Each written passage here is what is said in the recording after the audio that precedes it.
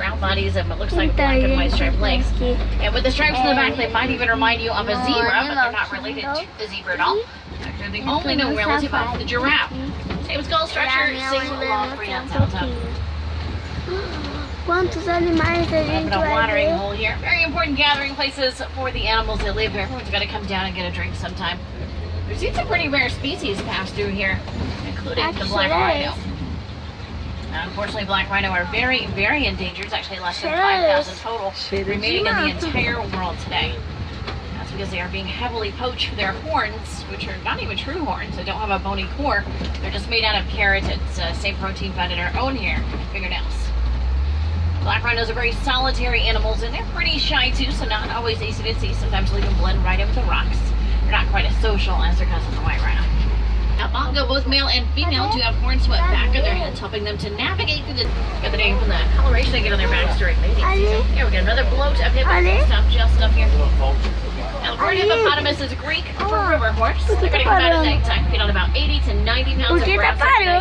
They're nocturnal, so more active during the nighttime hours.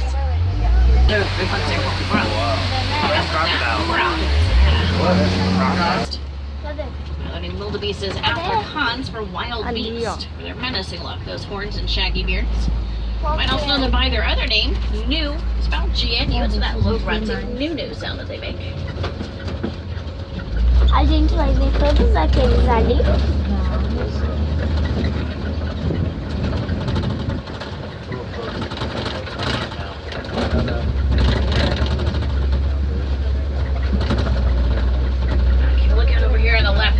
African wild dogs. Looks like they're laying down next to that rock wall in the back. Pull up just a little bit further here.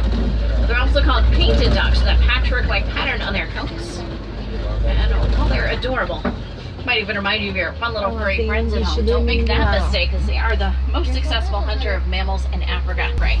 They'll chase it till it drops from exhaustion. It's an alpha male and an alpha female. They're the primary breeders of the pack. One member's going to help raise the kids. Everybody brings each other food. They let the young eat first, so it's really how they all work together. Tall cones of earth here on either side of us. These are termite mounds. Made by termites, of course. Big amount of dirt, saliva, and dung. Big out of the hot sun all day when they get to be hard as concrete. So sturdy, giraffe and elephant can use them as scratching posts. After they're worn down to the smaller mound sizes, the antelope and meerkat will hop on top, use them as a lookout point. You look out for predators. You're trying to hide in the tall grasses to sneak up on them. Get a much closer look at these wildebeest here to the right-hand side. Take a look around at the landscape. You can tell what type of animals have passed through here. Working together, they act as nature's gardeners. Now these trees... Giraffe. Tá lá em cima. They're their height, they do tower over almost everything. Or there's springbok coming up as well. Now there's several different subspecies of giraffe. You can tell them all apart by the pattern on their coats. These here are called Maasai. The Maasai have the smaller, rough, lacy edges to their pattern. It looks like someone comes much closer to these adorable springbok. We're going to start to make our way over here toward Monkey Point. After that, we're headed down to elephant country. So a lot of cool. Young. Female are definitely the more social of a species. We have the sole responsibility of raising the young. Sobre elefantes. Word of advice, so you don't want to get in between the mother elephants and free. Lá em cima.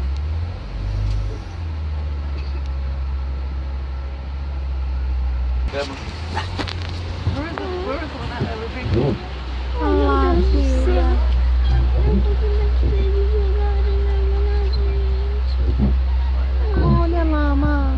Tá vendo? Olha lá.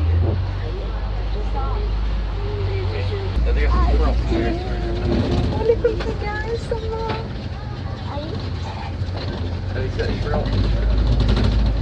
Eu tô com medo dos elefantes.